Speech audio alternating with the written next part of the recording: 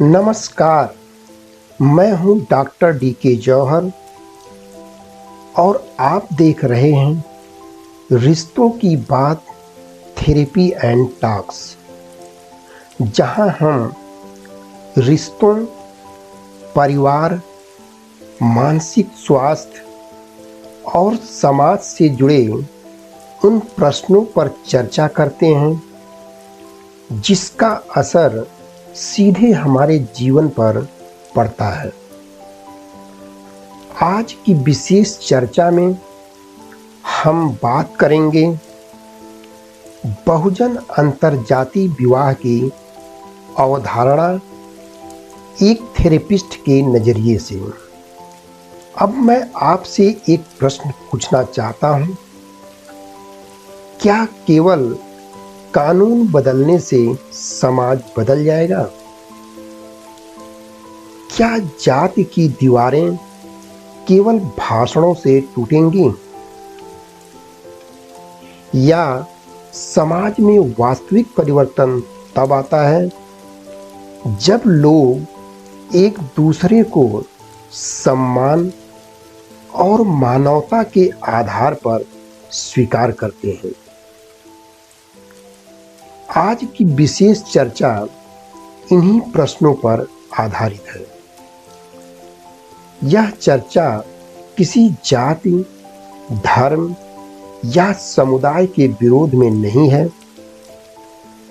सिर्फ इसका उद्देश्य इतिहास, सामाजिक विचार और संवैधानिक मूल्यों के आधार पर इस विषय को समझना है। इस चर्चा के पहले भाग में हम बात करेंगे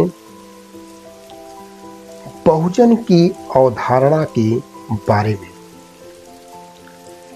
सबसे पहले यह समझना आवश्यक है कि बहुजन शब्द का अर्थ क्या है।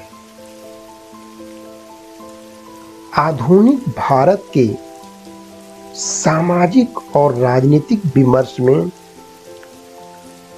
इस शब्द का प्रयोग अनुसूचित जाति एससी, अनुसूचित जनजाति एसटी,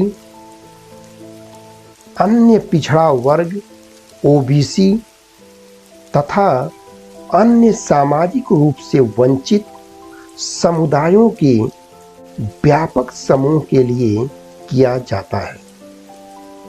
हालांकि विभिन्न विचारधाराएं इसकी अलग अलग व्याख्या करती हैं। बहुजन अंतरजातीय विवाह के दृष्टिकोण से देखा जाए तो इसका आशय ऐसे विवाहों से है जिनमें अलग अलग जाति पृष्ठभूमि के लोग स्वतंत्र इच्छा, समानता और परस्पर सम्मान के आधार पर आपस में विवाह करते हैं। इस अवधारणा का उद्देश्य किसी जाति, समाज या समुदाय का विरोध करना नहीं है, बल्कि सामाजिक दूरी कम करना और भाईचारा बढ़ाते हुए समतामूलक समाज की स्थापना करना है। इस चर्चा के दूसरे भाग में अब हम बात करेंगे बहुजन विचार के ऐतिहासिक पृष्ठभूमि के बारे में। ऐतिहासिक रूप से लगभग 2500 वर्ष पहले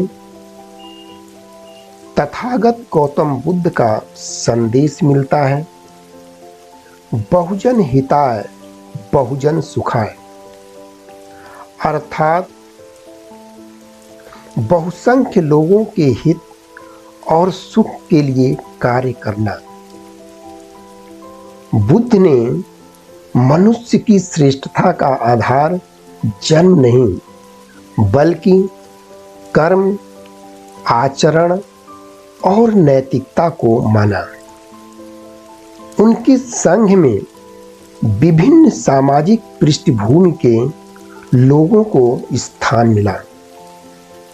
यह उस समय की सामाजिक सीमाओं को चुनौती देने वाला एक महत्वपूर्ण परिवर्तन था।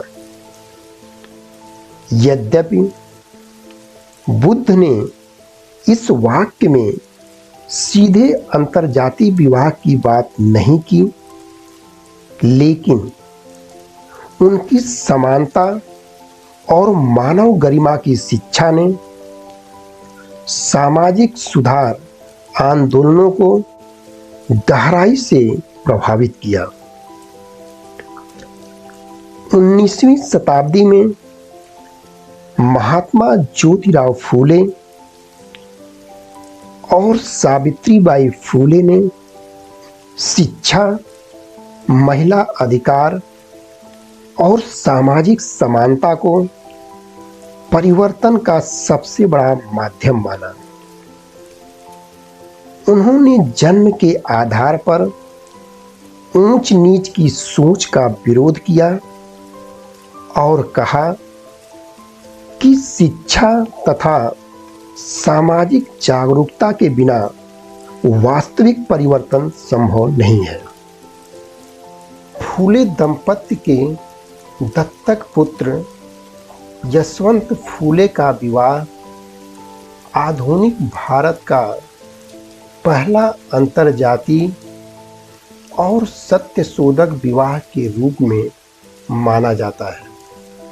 हालांकि पहला अंतर्जातीय विवाह होने पर सर्वसम्मति नहीं है, लेकिन यह विवाह सामाजिक सुधार की दृष्टि से महत्वपूर्ण माना जाता है।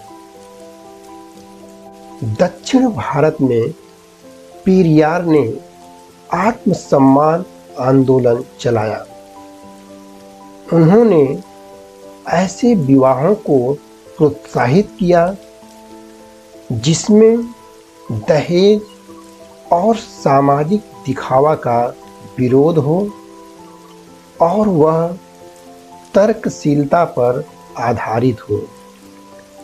इन विवाहों को सेल्फ रिस्पेक्ट मैरिज कहा गया।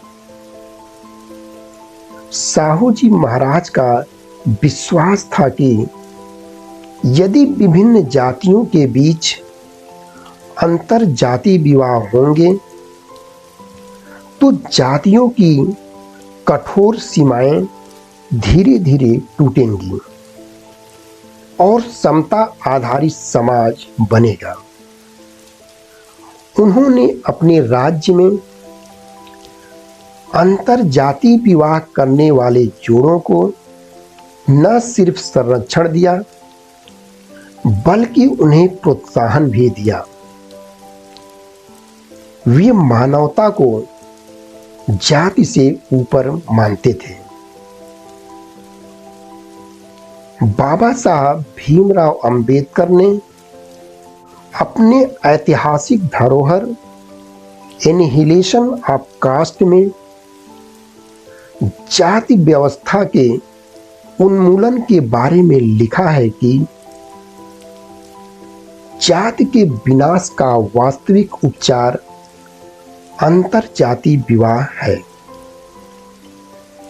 रक्त का सम्मिश्रण ही वह एकमात्र साधन है जिससे अपनापन और बंधुत्व की भावना विकसित हो सकती है।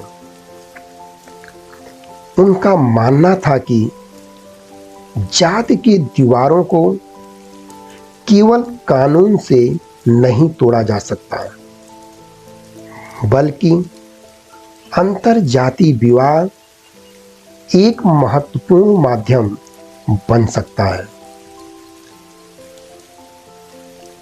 चर्चा के अगले भाग में अब हम बात करेंगे, क्या केवल अंतर जातीय विवाह से समाज बदल जाएगा यह एक महत्वपूर्ण प्रश्न है। इसका उत्तर है नहीं।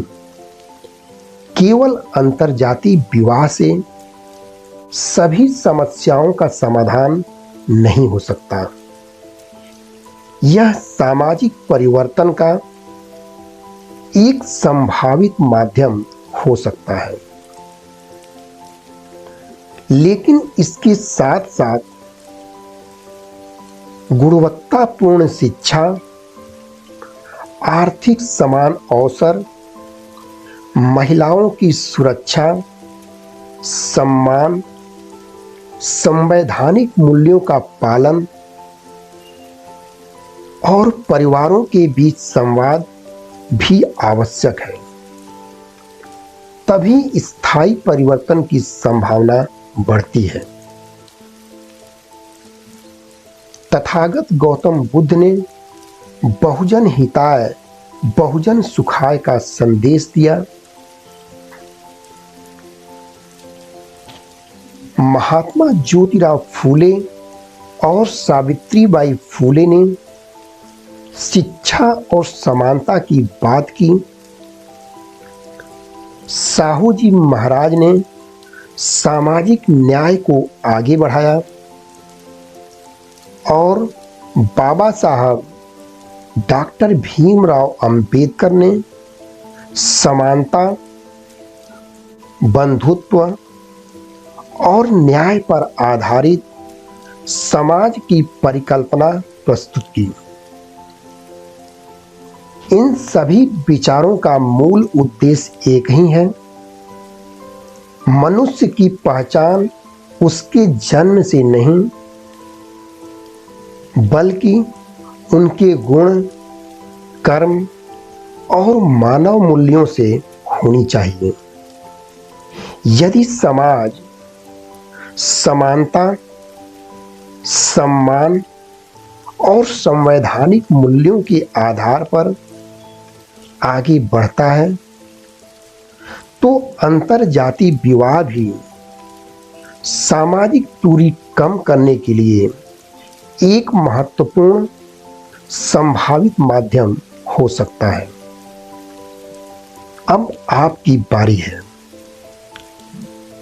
क्या आपको लगता है कि अंतरजातीय विवाह सामाजिक समानता को बढ़ावा देने में महत्वपूर्ण भूमिका निभा सकता है, या समाज में स्थायी परिवर्तन के लिए शिक्षा, आर्थिक अवसर और संवैधानिक मूल्य भी जरूरी है? अपनी राय कमेंट बॉक्स में अवश्य लिखें। मैं हूं डॉक्टर जौहर। यदि आप रिश्तों, विवाह, परिवार और मानसिक स्वास्थ्य से जुड़े विषयों पर ऐसी ही सार्थक चर्चा देखना चाहते हैं, तो वीडियो को लाइक करें, शेयर करें और चैनल को सब्सक्राइब जरूर करें। धन्यवाद।